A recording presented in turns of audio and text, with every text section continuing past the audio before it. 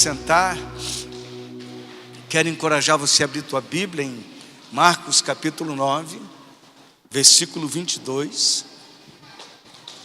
Marcos capítulo 9, versículo 22. O título dessa mensagem, se é que eu posso dar um título, mas a ideia é essa: como transformar uma situação de caos em uma situação de esperança. Porque, inevitavelmente, em alguns momentos da nossa vida, nós nos encontramos em situações muito complicadas. Muito bem, Marcos 9, 22 e 23. Eu comecei a ministrar isso na sexta-feira, e agora a gente vai aprofundar um pouquinho mais, que sexta-feira o nosso tempo é bem reduzido. Então eu dei uma pincelada no tema, agora eu quero aprofundar um pouquinho mais. A propósito, domingo de manhã, a gente tem o TFL, Treinamento e Formação de Líderes. Depois, no final do culto, eu vou orar pela pessoa que pede oração aqui. Treinamento e Formação de Líder. A gente fica pensando, mas eu não sou líder de nada. Por isso eu não apareço, pastor. Não tem nenhuma função na igreja. Então, veja bem, você acha que não entendeu bem. Porque você tem que ser líder em algum lugar, ou dentro da sua casa, ou você vai liderar na empresa que você trabalha, no local onde você estuda. Inevitavelmente a gente é desafiado à liderança. Tem gente que tem a oportunidade de ser líder, mas não tem o preparo para ser líder. E a oportunidade pula. Além disso, nós ensinamos questões importantes da fé. Por como que a fé funciona, como que nós fazemos a fé crescer, enfim, temas dos mais amplos a gente trata domingo de manhã. É quase um culto, irmão. Só não temos o louvor. A gente começa às 8 da manhã e termina às 9h15. Depois a gente tem a escola bíblica, que continuamos ensinando. Então eu quero encorajar você a pensar a respeito disso e a descobrir a importância que é você vencer a cama, você vencer aquela situação. E eu creio que depois dessa palavra que você vai ouvir hoje, você vai entender sobre o que eu estou falando. Existem coisas na vida que nos dominam, que nos controlam, e nós precisamos romper com todo tipo de controle e todo tipo de ardil de Satanás. O diabo não quer que você seja uma pessoa vencedora, o diabo não quer que você seja uma pessoa vitoriosa, e tampouco que você saiba como fazê-lo para ser vencedor, para ser vitorioso. Então nós estamos numa batalha. Quando você fica em casa, você usa esse argumento: eu não sou líder de nada. Puxa, que pena, porque você primeiro, pelo menos, precisaria de ser despertado para aprender a liderar a sua vida na presença de Deus. Amém? Marcos 9, 22, 23 diz: muitas vezes o tem lançado no fogo e na água para o matar. Mas se tu podes alguma coisa, tem compaixão de nós. Ao que lhe respondeu Jesus: se podes, tudo é possível ao que crê. Você crê em Deus? Crê mesmo? Vamos perguntar, você crê em Deus? Levante a sua mão. Então tá. O que significa crer em Deus? Crer em Deus é ter confiança que Deus está cuidando da gente. Quando eu digo eu creio em Deus, eu estou dizendo, em outras palavras, eu confio em Deus. A palavra crer no Antigo Testamento, em hebraico, em algumas partes em aramaico e outras em grego, é a mesma tradução: confiar no Senhor. Muitas vezes nós declaramos que confiamos em Deus, mas agimos como quem não confia. A gente vem até a igreja de vez em quando, né? Porque algumas pessoas vêm de vez em quando. Então a gente tem alguns comportamentos que diz ao contrário daquilo que a gente está dizendo. Eu creio em Deus, mas eu não estou pronto. Eu não confio totalmente. Então esse crer, ele é simplesmente teórico, é uma fé intelectual. Não é uma fé viva, é uma fé que produz efeito e produz resultado. Nós, como servos de Deus, somos desafiados pela própria palavra de Deus a colher resultados da nossa vida, da nossa fé.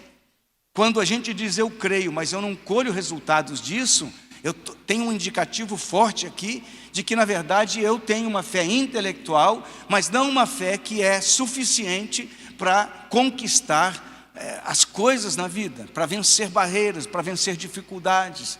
Por isso que algumas pessoas, quando vêm os problemas, se desesperam, ficam totalmente transtornadas por conta dos problemas. Ainda eu quero ler Isaías 38, de 1 a 5. Isaías 38. Naqueles dias, Ezequias é um rei, adoeceu de uma enfermidade mortal. Veio ter com ele o profeta Isaías, o do livro que citamos, o profeta Isaías, filho de Amós. Ele disse: assim diz o Senhor, põe em ordem a tua casa, porque morrerás e não viverás.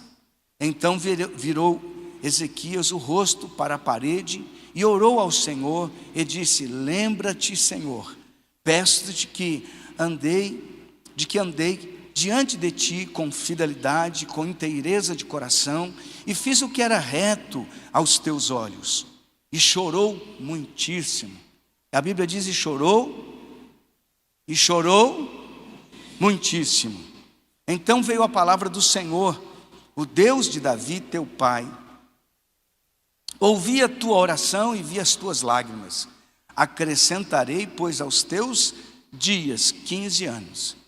Um homem que estava com uma sentença de morte, vira-se para a parede, ora a Deus, e de repente, chora na presença de Deus, e tudo é mudado, de uma sentença de morte para um prolongamento da sua vida de uma maneira tremenda.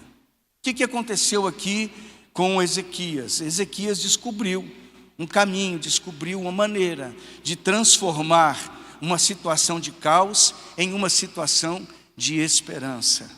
Quando nós conseguimos discernir isso, certamente todas as coisas na direção da nossa vida vai sofrer uma mudança significativa. Por quê? Porque nós vamos passar da dimensão simplesmente de viver uma vida religiosa para experimentar um Deus que age de uma maneira sobrenatural. Alguém pode dizer amém? Quero dizer uma coisa a você. Certamente Deus está muito interessado nisso. Você está interessado? Está interessado ou não? Então arrasta para cima. Brincadeira, irmãos. Não estamos fazendo propaganda de nada. Apenas a Bíblia, a palavra de Deus, ela é poderosa para mudar o nosso interno, o nosso interior. Então, a vida que nós podemos desfrutar em Deus começa num processo de dentro para fora. Amém? A verdade é que nós somos condicionados quase que sempre a viver no mundo natural, sem experimentar o sobrenatural. A maioria de nós vive numa dimensão muito humana. E Deus quer que nós entendamos e sejamos desafiados a viver com maior profundidade na presença dEle. Porque tanta coisa acontece, porque tantas dificuldades, porque tantos problemas a gente acaba vivendo na vida e sem desfrutar o sobrenatural de Deus. Entenda uma coisa: problemas, lutas, dificuldades, barreiras, essas coisas são inevitáveis. Elas não podem ser evitadas, elas acontecem. O problema é que muitas vezes as dificuldades, as adversidades nos pegam desapercebidos, de repente, como o cântico que nós acabamos de cantar. Num piscar de olhos, Jesus vai arrebatar a sua igreja, vai levar os seus filhos, aqueles que estiverem preparados. Oh, mas pastor, eu já escuto essa conversa, eu já escuto há mais de 40 anos, e Jesus não voltou ainda, mas eu já vi nesse período muita gente boa partir de repente. Isso pode ser um de repente de Deus na vida da gente. Hoje está bem, amanhã, de repente, partiu. Muito bem. A verdade é que nós somos muito condicionados a olhar as coisas, a olhar os problemas, a se debater no meio das lutas e das dificuldades, a nos deprimir. Meu Deus, que dificuldade, que coisa muito impossível de ser resolvida. Será que Deus pode? Isso denota exatamente que o nosso relacionamento com Deus é um tanto superficial e que precisa ser aprofundado. Quando eu começo a entender essas coisas, eu não vou mais ficar justificando porque o irmão daquela igreja, porque o pastor, porque isso, porque aquilo. Irmãos, nós temos que romper esse nível difícil de expressar, de meninice espiritual. Não existe igreja perfeita, não existe pastor perfeito. O problema é que muitas vezes nos apegamos a circunstâncias tão insignificativas e nos apoiamos nessas coisas para vivermos a nossa fé. E uma fé mais intelectual do que uma fé realmente profunda. Quando nós descobrimos que o nosso relacionamento com Deus é fundamental para a nossa caminhada, a gente começa a se preocupar com isso. Como é que vai ser a minha vida? Como é que vai ser a eternidade? Quando Jesus voltar, como é que eu estarei? Você pensa nisso? Porque Jesus vai voltar, vai buscar uma igreja pronta, preparada, uma igreja limpa, santa, restaurada. Eu quero fazer parte dessa igreja do arrebatamento. Espero que você também queira. Mas ninguém pode te obrigar. Ninguém pode te obrigar. A primeira pergunta aqui é: o que é que nós estamos vendo? Aonde estão os nossos olhos? Aonde estão os nossos olhos? Você foi treinado para olhar o quê? Eu quero dizer a você com muito amor, irmão. Talvez é provável que a tua maneira de ver as coisas tenha sido condicionada de uma maneira errada. Nós aprendemos a ver por conta da nossa família, a nossa herança genética, a nossa herança intelectual, a maneira com que nós vivemos, ou alguma coisa nos afetou no decorrer da existência e nós mudamos o nosso foco, a nossa maneira de ver. Muitas pessoas conseguem ver somente com mágoa, ressentimento, murmuração, reclamação, tristeza, depressão e coisas desse tipo. Enfim, muitas vezes nós estamos focados em coisas que, ao invés de nos lançar para um nível sobrenatural, a gente está contido ali na limitação das nossas emoções e da nossa visão. Deus quer que, na verdade, aprendamos algumas coisas com a sua palavra. Hoje ainda estava meditando e nós lemos que muitas vezes nós estamos errando porque nós não conhecemos nem as Escrituras e tampouco o poder de Deus na nossa vida. Talvez você esteja vivendo hoje em consequência da tua falta de conhecimento bíblico, da sua ignorância bíblica. Não se ofenda quando eu estou falando ignorância, porque nós ignoramos muitas coisas. Algumas coisas ignoramos porque não é nossa área de atuação. Mas se nós pensarmos que temos que crescer na fé, nós precisamos sair deste ponto e avançar um pouco mais para conhecermos a palavra de Deus e o que Deus pensa a nosso respeito. Lucas 21, 28 diz: ora, ao começarem estas coisas a suceder, exultai e erguei a vossa cabeça, porque a vossa redenção se aproxima. Aqui o texto está falando exatamente do tempo do arrebatamento da igreja, quando estará próximo o fim, terremotos, guerras, rumores de guerras, essas coisas. Então Jesus está elucidando aqui para os irmãos da fé, naquele momento, e dizendo: quando essas coisas começarem a acontecer, fique alegre, exulte, erga os seus olhos. Em outras palavras, Jesus está dizendo: quando você começar a ter problemas, a ter lutas, a ter dificuldades, erga os seus olhos e contemple a Deus. Amém? Não fique parado na circunstância. Então, hora que você chega para alguém e pergunta: irmão, como você está? Ih, pastor. Aí começa a lamúria toda. Está ruim, está difícil, está isso, está aquilo outro, aquilo outro, aquilo outro. Você fala: por que eu fui perguntar? Porque o irmão não desenvolveu uma fé que fique firme no Senhor, a despeito das suas mazelas, das suas lutas e das suas dificuldades. E tudo que Jesus quer que nós entendamos e aprendamos é a viver em fé, mesmo com as dificuldades ao nosso redor. Como eu disse e vou repetir, as dificuldades, os problemas, eles não vão parar de existir por maior fé que você tenha. O que o Senhor quer nos ensinar é que precisamos crer de maneira tal que possamos vencer luta após luta, problema após problema, de uma maneira certa. Olhe para o Senhor. Amém, igreja? Glória a Deus. 1 Coríntios 15, 52 diz: no momento, num abrir e fechar de olhos, ao ressoar da última trombeta, a trombeta soará, os mortos ressuscitarão, incorruptíveis, e nós seremos transformados. O juízo não virá, irmãos, sobre a vida daqueles que estiverem na presença do Senhor. Aqui o texto vai falar de um momento de arrebatamento da igreja, onde o povo de Deus, que sempre esteve olhando para o Senhor, que firmou os seus olhos no Senhor, não na circunstância, não perdeu a sua salvação, não negou a Cristo, não voltou atrás, porque os seus olhos estavam fixos no Senhor, olhando para o autor e consumador da nossa fé. Independente do problema, independente da luta, da dificuldade que nós tenhamos, precisamos aprender com urgência a continuar a olhar para Jesus. Você ficou lá em casa hoje, triste, reclamando, falando que o marido não é bom, que a esposa não é legal, que os problemas são tantos. Eu quero dizer a você, em nome de Jesus, não é isso que o Senhor quer que aprendamos. Existem alguns personagens na Bíblia que você vê que eles aprenderam a olhar para o Senhor. No Antigo Testamento nós encontramos um Noé gastando 120 anos construindo uma arca num lugar onde jamais havia chovido. Que loucura! Que loucura! A pessoa adotar um comportamento de integridade, de fidelidade, de propósito, por conta de algo que Deus havia falado com ele. Todo mundo chegava para aquele homem e dizia: você é louco de ficar confiando em Deus? Ele disse: não, Deus falou comigo, e Ele vai cumprir aquilo que Ele disse. Porque, irmãos, as circunstâncias vêm para nos dizer: não é possível você vencer neste quadro que você está vivendo. E aqui Noé está dizendo: eu sei que Deus será o meu redentor. A arca representava a redenção.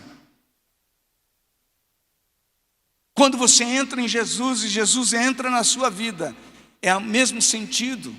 A arca era uma linguagem profética daquilo que iria acontecer. Jesus é a arca da redenção, Jesus é a arca da salvação, Jesus é aquele que pode mudar o negativo para uma situação de bênção, de vitória e de milagres. Mas Jesus principalmente é aquele que pode salvar minha alma do inferno, salvar minha alma da distância de Deus e me levar para a presença do Senhor. Você está me entendendo? Amém? Pare de olhar para baixo, isso vai fazer você perder o foco.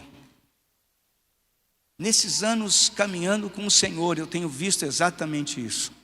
A pessoa se distrai, ela perde o olhar de Jesus, e facilmente ela começa a esfriar na fé. Ela vai deixando as coisas que eram importantes, que mantinham a sua fé, que mantinham a sua esperança, que mantinham a sua santidade, que mantinham o seu relacionamento, a sua intimidade, a sua comunhão com o Senhor. Vai passando o tempo, as coisas vão acontecendo e a pessoa vai se afastando.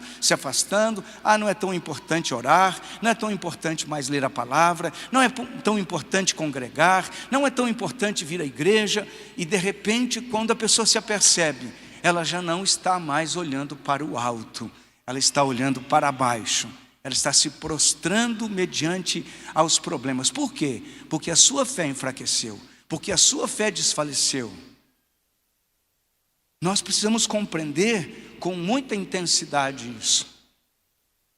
A Bíblia nos fala ainda a respeito de Davi, no meio de uma guerra violenta, em que ele perde toda a família, tudo é queimado. Os seus familiares são levados cativos, escravos, dominados por um adversário. Os soldados de Davi se voltam para ele e dizem, eram conhecidos como homens leais, e de repente eles simplesmente se tornaram desleais e disseram: vamos matar esse cara. E Davi está numa situação complicadíssima. O que ele fez? Ele olhou para o Senhor, ele foi buscar a Deus. Fica aqui um alerta para nós: quando você tiver problema, irmão, fique em casa não. Eu vou mais longe. Aprenda a chegar cedo no culto, a entrar no ambiente espiritual. Não venha, não chega. Estou chegando, ninguém vai notar nada. Deus está notando. Por quê? Porque eu não estou dando prioridade no meu culto ao Senhor. Mas eu não gosto do louvor. Deus gosta do louvor. Eu não gosto do louvor, pastor, mas Deus gosta do louvor e da adoração. Priorize as coisas espirituais. Dê atenção a isso. Davi foi buscar o Senhor e o Senhor falou com ele. Nós vemos ainda, né, que algumas vezes nós precisamos aprender com Moisés. Deus estava irado com o povo, queria exercer castigo para aquele povo rebelde e desobediente. Moisés intercedeu, olhou para o Senhor, clamou, falou: Senhor, se o Senhor vai apagar o nome deles da existência, começa com o meu. Aí Deus muda o desígnio daquele povo, e Deus, por conta da oração de Moisés, Deus fala: não vou destruí-los. Aprenda uma coisa: quando você busca o Senhor, os desígnios são mudados para a glória de Deus. Você pode mudar o rumo da tua vida só pelo fato de se voltar para o Senhor e olhar para Ele. Você pode mudar os resultados da sua vida quando você se coloca na presença de Deus e se volta para Deus.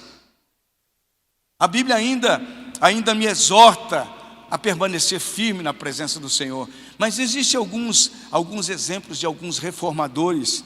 Um deles, Agostinho de Hipona. Um homem que é muito claro que você vê a trajetória de Agostinho quando ele se converte, quando ele deixa de ser aquele Agostinho mundano. A história de Agostinho você precisa conhecer um dia desse. A Igreja Católica o chama de Santo Agostinho. Na verdade, todo aquele que é nascido, salvo, convertido, a Bíblia diz que é santificado, é separado para o Senhor, é um santo de Deus. Amém? E Agostinho ele vai visitar um amigo, e sobre aquele amigo tem um decreto de morte. Esse amigo já tinha passado por várias cirurgias, era uma pessoa importantíssima, com muitas posses, e ele estava muito mal. E então Agostinho, quando vê o seu amigo, entra em choque com aquela cena, porque ele estava com uma sentença de morte. E diz a história de Agostinho, o historiador diz exatamente isso, que ele buscou ao Senhor, ele se colocou na presença de Deus, ele citou a palavra de Deus, falou: Senhor, tua palavra está cheia de promessas, e começou a falar com Deus, uma promessa, outra, e outra, e outra, e outra, e falou: Deus, faz alguma coisa. Dias depois, aquele homem é encontrado são, saudável. Os médicos chegam no quarto e vão ver aquelas feridas todas, que estavam todas deteriorando, um sintoma terrível. E quando o médico olha aquelas feridas, tira aquela bandagem, ele encontra um milagre. Deus faz milagre quando a gente busca Ele, irmãos. Deus muda desígnios quando nós o buscamos. Deus muda a história. Tem coisas que você diz: eu não sei como. Eu não sei como, mas é Deus quem faz. Então, se eu puder te dar um conselho, não deixe de buscar intensamente a presença de Deus. Você acha que vir à igreja só de vez em quando é o suficiente para você? Então quero lhe informar que você ainda não aprendeu nada do que Deus pode fazer. Porque alguém que busca o Senhor, alguém que se coloca na presença de Deus, tem o privilégio de ver as coisas mudarem de uma maneira tremenda, poderosa. Deus pode, pastor? Claro que Deus pode. Lutero, e a gente fica imaginando, né? Lutero, orando e clamando a Deus pela vida de um amigo, outro sentenciado de morte. Ele clamou tanto ao Senhor, ele gritava na presença de Deus. E de repente esse amigo estava na cama, e ele cai de bruços, orando, clamando a Deus também. E o que aconteceu? O que poderia acontecer? O que de fato acontece? Preste atenção, irmão. Normalmente quando nós nos deparamos com algum problema, o que nós fazemos? Choramos. Mas não de quebrantamento, não de clamor, choramos de dó. Ai, que dozinha que eu estou de mim mesmo. Pastor, não está vendo que eu estou com problema? Irmão, quando você estiver com muito problema, vou falar para você, o melhor lugar para você estar, sabe qual é? Na igreja. Essas paredes não dizem nada, são paredes. Tijolo não faz nada com ninguém. Mas quando você sai da sua casa, com dor, sem dor, com dificuldade, você se coloca diante do Senhor e você se organiza. Eu vou buscar a presença de Deus. Você está fazendo a coisa mais certa que você poderia fazer. Não fique na sua casa chorando, reclamando, olhando o problema e a dificuldade. Quem tem o poder para mudar a vida de alguém, para mudar a circunstância, é o Deus que você serve. Amém? Eu preciso aprender uma coisa a mais. Eu devo aprender a levar a minha causa diante do Senhor. Isaías 43, versículo 25 e 26 diz: Eu mesmo sou o que apago as tuas transgressões por amor de mim, e dos teus pecados não me lembro. Desperta-me a memória, entremos juntos em juízo, apresenta as tuas razões para que possa justificar-te. Charles Finney, um avivalista dos séculos passados, ele diz uma coisa bem interessante. Ele era advogado, depois tornou-se pastor. Então ele tinha uma ideia de que quando você vai para a presença de Deus, você tem que argumentar as coisas diante do Senhor. E o texto de Isaías que acabamos de ler exatamente confirma isso. Eu preciso aprender a levar diante de Deus as minhas questões. Eu preciso apresentar a Deus os meus argumentos. Outro dia eu estava vendo a minha neta, aí eu fiquei espantado. Eu falei uma coisa para ela, parece que ela fez um estudo. Eu comecei a trazer os motivos, por que ela estava fazendo aquilo. E eu fiquei olhando para a cara dela, falei, mas quem que ensinou isso para essa menina? Deve ter sido a avó, a mãe, né? Mas diante de Deus nós precisamos aprender a levar os nossos argumentos. Aprender a levar diante do Senhor aquilo que está nos afligindo, aquilo que está nos incomodando. Irmão, não fique sentado esperando que alguma coisa aconteça. Você precisa apresentar diante de Deus a tua queixa, apresentar diante de Deus o teu pedido, apresentar diante de Deus o seu clamor. No outro domingo nós ministramos aqui sobre a questão da oração.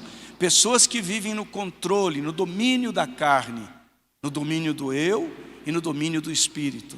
Existe uma diferença. Mas para você sair desse domínio da carne, você precisa se esforçar. Para você crescer em Deus, você precisa se esforçar. Para você crescer na intimidade com Deus, tem uma parte que é minha. Existe a parte que é de Deus, mas tem a parte que é minha. Amém? A Bíblia diz que o reino de Deus, as coisas de Deus são conquistadas por esforço. Mateus 11:12 diz assim: desde os dias de João Batista até agora, o reino dos céus é tomado por esforço, e os que se esforçam se apoderam dele. Amém? Não, pastor, Deus vai fazer, Deus faz a parte dele. Eu e você temos que fazer a nossa parte. Eu não consigo buscar ao Senhor, eu não consigo a igreja, eu estou desanimado, eu estou abatido, eu estou... Irmão e irmã, quantas vezes a gente se encontra assim? Mas como que a fé é fortalecida? Quando eu entro numa batalha, numa guerra, eu tenho que saber que eu tenho que perseverar. Perseverar não é coisa que Deus tem que fazer, perseverança é a minha parte. Veja, você não é obrigado a buscar a Deus, você não é obrigado a vir à igreja, você não é obrigado a servir ao Senhor, você não é obrigado a caminhar uma vida de santidade na presença de Deus. Mas eu posso dizer a você que tudo isso eu lhe recomendo, que você busque, que você permaneça na presença de Deus, que você se esforce, que você diga para a sua comodidade, não. Você imaginou chegar um dia na presença de Deus e Deus falando assim: cadê o teu esforço? O esforço não é para que você seja salvo. O esforço, a dedicação é para que você cresça em Deus e desfrute de tudo aquilo que Deus tem para a sua vida. Quanta gente está pedindo oração para os outros? Por favor, ore por mim. Eu quero dizer uma coisa: Deus está esperando que você ore, que você busque a presença dEle, que você cresça em intimidade com Ele e seja despertado na sua vida espiritual, porque o Deus que nós servimos pode transformar tudo do dia para a noite. Amém? Lucas 13:16. Por que motivo não se deveria livrar deste cativeiro? Em dia de sábado, esta filha de Abraão, a quem Satanás trazia presa há 18 anos. O que esse texto está dizendo, pastor? Aquela mulher vivia encurvada há 18 anos sobre uma enfermidade, sobre uma escravidão. E Jesus encontrou-se com aquela mulher e a libertou daquele espírito maligno.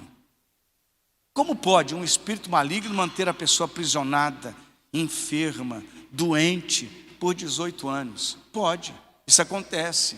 Como é que eu venço um espírito de enfermidade? Pela oração. Como é que eu venço um problema, uma dificuldade? Pela oração, pela busca. Jesus chegou até aquela mulher. Como é que Jesus vai chegar até a tua vida? Pela busca, por esforçar-se na presença de Deus. A Bíblia diz: e conhecereis a verdade vos libertará. Quanto mais íntimo de Jesus, mais libertos seremos. Alguém pode dizer amém? Mas outra coisa nós aprendemos aqui no texto: temos que corrigir a situação. O rei Ezequias, ele é confrontado naquele momento: você vai morrer, conserta a tua casa. Olha, preste atenção no que está aqui. Você vai morrer, conserte a tua casa. Era um juízo, era uma sentença. Pastor, tem como Deus mudar o meu desígnio? Tem como Deus mudar a minha caminhada? Claro, quando eu conserto a casa. O que representa consertar a casa? Acerta aquilo que está errado. E o que está errado, pastor? Isso aí você deve conversar com Deus. Tudo que te impede de fluir em tudo que Deus tem para a sua vida, está errado. Pode isso, não pode aquilo, isso é problema seu, se pode, se não pode. Você deve buscar a presença de Deus. Você deve buscar a face do Senhor. E é tão interessante que quando você começa a orar, e você começa a buscar a face do Senhor, o próprio Espírito Santo fala conosco: para com isso aí, está errado. Não faça isso não me agrada. A Bíblia diz que o Espírito de Deus nos constrange. Sabe o que é constranger? Nos deixa desconfortável com a situação que a gente está praticando. Nós temos o mau hábito de escutar a palavra de Deus, de escutar a pregação e fazer assim: não, isso não é comigo não, deve ser com o meu irmão ali de trás. Puxa vida, né? Seria tão bom se aquele irmão viesse hoje no culto, ele ia escutar tudo isso. Essa palavra era para ele. Não, essa palavra é para mim, é para você, é para nós que estamos aqui. Você não veio aqui por acaso, você veio aqui porque Deus, de alguma maneira, quer trabalhar no seu coração e transformar a tua história e te levar a um outro nível de vida, de intimidade e de presença de Deus. Cada batalha que nós travamos, nós precisamos entender que tem a minha parte para fazer. Deus vai fazer a parte dele, eu preciso fazer a minha. Cada batalha, eu tenho que olhar para a minha vida com muita honestidade, com muita sinceridade. Tem gente que faz que nem aquele que está endividado. Sabe pessoa endividada? Ela não tira nem extrato na conta. Seja o que Deus quiser, não quer nem ver.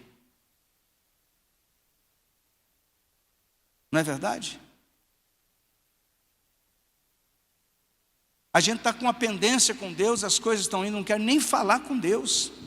Deixa Deus para lá. Mas se você não quiser ser surpreendido por muitas coisas, por muitos problemas, você precisa aprender a encarar aquilo que precisa ser mudado na sua vida. Corrigir aquela situação, mudar aquele comportamento, se apresentar a Deus. Lemos lá em Gênesis, eu citei aqui no outro domingo. No final da tarde, Deus ia ter com Adão, conversar com ele. De repente, Adão se esconde. E Deus fala: quem foi que te ensinou a se esconder da minha presença? Senhor, a mulher que tu me deste me fez comer do fruto da árvore.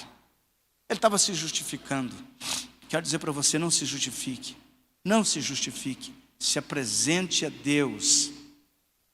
Amém? Ele disse para Ezequias: coloca a sua casa em ordem. Antes do milagre começar a acontecer, a gente precisa entender que chega um momento na nossa caminhada que não dá para mais viver como vivíamos. Todos nós nos acostumamos com certos comportamentos. Mas nem todo comportamento que a gente se acostuma, ele é adequado para a vida cristã.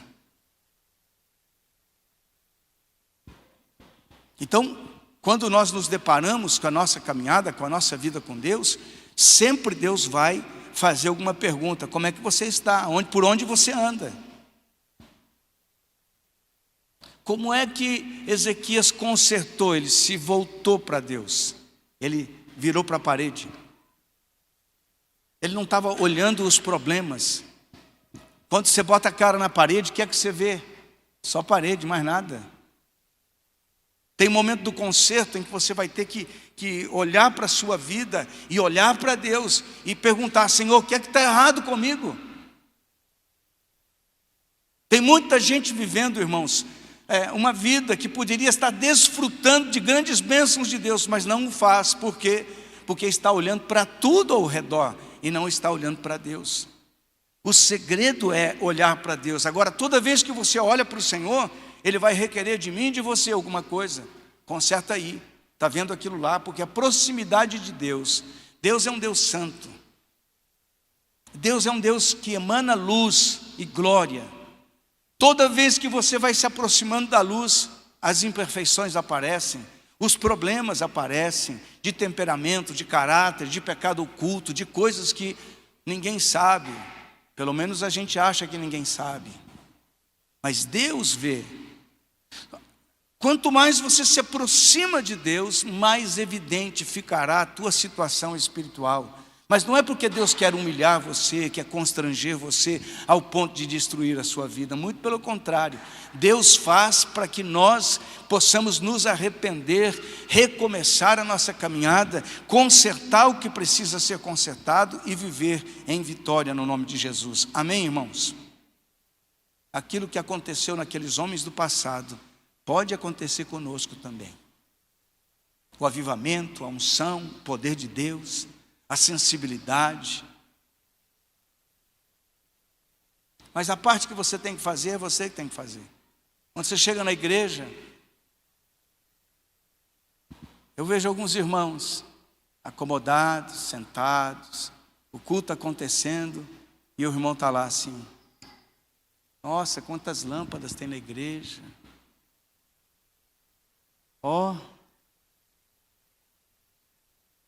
Está acontecendo. E você está perdendo a oportunidade de se colocar na presença de Deus, levantar suas mãos e entrar na presença de Deus e adorar ao Senhor. Sabe por que tem adoração? O louvor, para preparar o nosso coração para a palavra. Aquele coração meio endurecido, meio indiferente. Quando você começa a adorar, o Espírito Santo vem e começa a trabalhar. Amém, igreja? Será que Deus tem favoritos?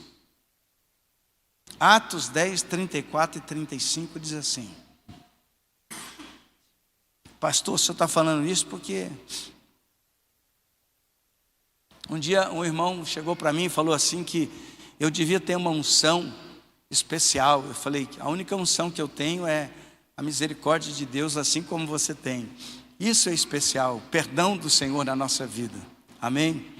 Atos 10, 34 diz: então falou Pedro dizendo: reconheço por verdade que Deus não faz acepção de pessoas. Pelo contrário, em qualquer nação, naquele que o teme e faz o que é justo, lhe é aceitável. Amém? em qualquer nação. Pedro estava dizendo, eu estou rompendo aqui os limites de Israel. Deus não é o Deus só do povo de Israel, só da nação judaica. Deus é um povo de todos aqueles que se arrependem, que se voltam a Ele, que andam em justiça. Deus é o Deus que abençoa, que responde à oração daqueles que clamam a Ele. Deus quer alcançar a sua vida, quer te abençoar no nome de Jesus. Amém, irmãos? Deus tem favoritos? Claro que não. Claro que não tem. Quem é favorito para Deus?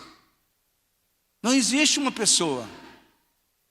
Porque, na verdade, preste bem atenção, a decisão de se aproximar de Deus é nossa. Deus já se aproximou da minha vida e da sua. Agora, continuar na presença de Deus, não importa as tuas birras, as tuas manhas, as tuas iras, as tuas mazelas. A decisão você tem que tomar, ou eu me aproximo de Deus e mudo este quadro, ou eu fico aqui, conhecendo já Jesus, mas vivendo como quem não conhece. Eu preciso decidir. Jeremias 33:3 diz, invoca-me e te responderei. Anunciar-te-ei coisas grandes e ocultas que não sabes. Amém? Ainda Marcos 16:17 diz, estes sinais hão de acompanhar aqueles que creem, e em meu nome expelirão demônios, falarão novas línguas e curarão os enfermos. João 6:37, todo aquele que o Pai me dá, esse virá a mim, e o que vem a mim, de modo nenhum o lançarei fora. Amém, igreja?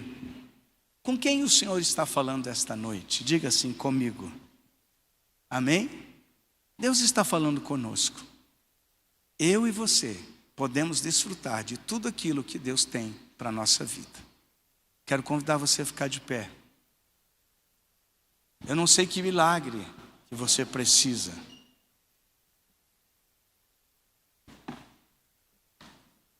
Eu não sei que milagre você precisa. O caminho mais perto para o milagre é se aproximar de quem pode fazer milagres. Amém? Não sei, é uma enfermidade incurável, é um problema de difícil solução, é alguma coisa que está impedindo você de avançar, de prosperar, de ir.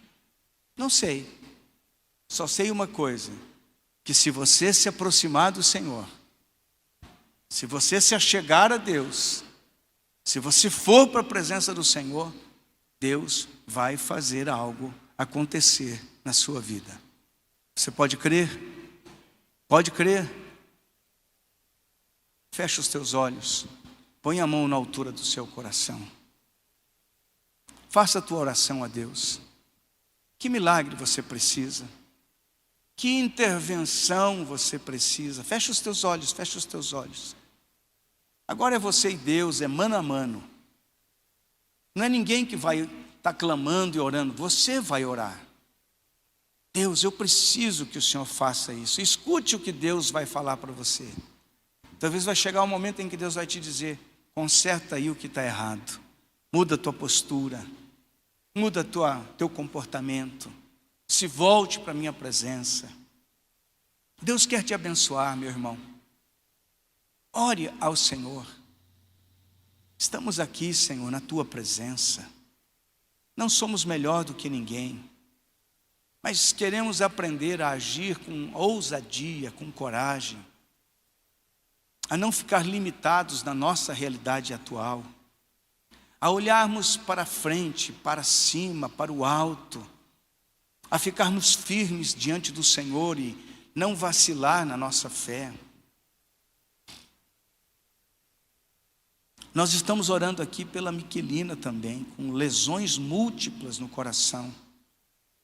Essa parece uma sentença, Senhor, de morte. Parece uma sentença, Senhor amado, do impossível. Mas a tua palavra diz que para o Senhor não existe impossível. Tudo é possível àquele que crê, e nós cremos. no milagre, Senhor, da Miquelina, no milagre, Senhor, na vida do meu irmão, na vida da minha irmã.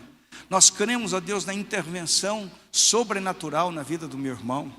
Irmãos, feche bem os teus olhos, pense no Senhor, olhe para Deus, foque a sua vista no Senhor. Aqui estamos, Pai, em nome de Jesus, com muitas questões diante do Senhor, muitas dúvidas, muitos medos, muitas inseguranças.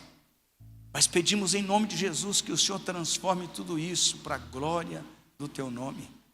Que o Senhor mesmo venha intervir agora mesmo. Você pode perceber o milagre de Deus, o mover de Deus. O Espírito Santo está se movendo aqui. Perceba o Senhor tocando a sua vida. É tão tremendo o toque do Espírito Santo, porque ele vem sobre nós, independente de nós. A única coisa que Deus quer encontrar em você é um coração que deseje servi-lo de todo o íntimo. Deus está presente aqui. Deus está presente para perdoar. Deus está presente para libertar. Deus está presente para curar a sua ferida, para curar a sua alma. Deus está aqui neste lugar agora mesmo, operando,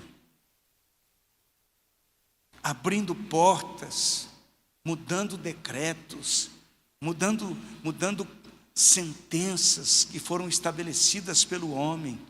Deus pode fazê-lo se você se arrepende, se você se volta a Ele. Mantenha os seus olhos fechados. Fale com Deus agora. Diga: Senhor, eu me arrependo. Eu quero viver uma outra realidade. Eu quero viver uma outra experiência com o Senhor. Busque a face do Senhor. Aqui estamos, Pai, aqui estamos. Estende as tuas mãos. Repita assim comigo: Senhor, eu sou fraco, sou necessitado, mas a tua palavra diz que o Senhor cuida de mim. E eu te peço agora que o Senhor me ajude. Eu quero me colocar na tua presença. E eu quero ver milagres. Eu não quero ver milagres na vida dos outros. Eu quero começar a ver milagre na minha vida. Eu quero ver as minhas orações respondidas. Eu quero ter as minhas experiências com o Senhor. Quero que os enfermos sejam curados, que os opressos sejam libertos. Diga assim: Senhor, usa a minha vida. Diga de novo: usa, Senhor, a minha vida. Eu quero ser um instrumento de bênção. Em nome de Jesus. Amém. Pai, mais uma vez estamos na tua presença. Opera milagres e maravilhas através do meu irmão e da minha irmã. Que coisas sobrenaturais aconteçam. Que o milagre possa fluir do alto da cabeça à planta dos pés, trazendo cura, restauração emocional, física, familiar, financeira.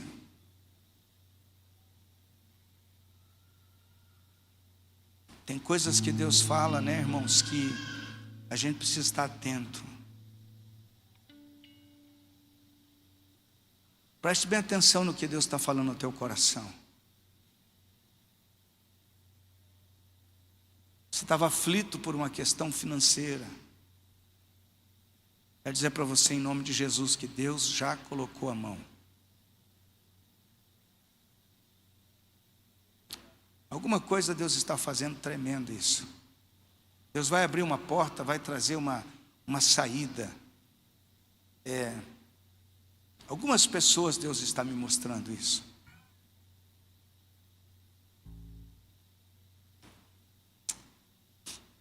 Eu tenho uma palavra para você. Deus manda dizer a você que essa situação que você precisa da intervenção de Deus, Ele está começando a agir na sua vida. Hoje. Deus está começando a agir na sua vida. Deus vai entrar de uma maneira violenta na sua casa, na sua família. Deus vai tocar a sua esposa, trazendo um profundo milagre na vida dela. Você teve algumas pessoas que zombaram da sua existência e da tua caminhada. Deus vai reverter isso em nome de Jesus. Samuel, Deus quer te abençoar.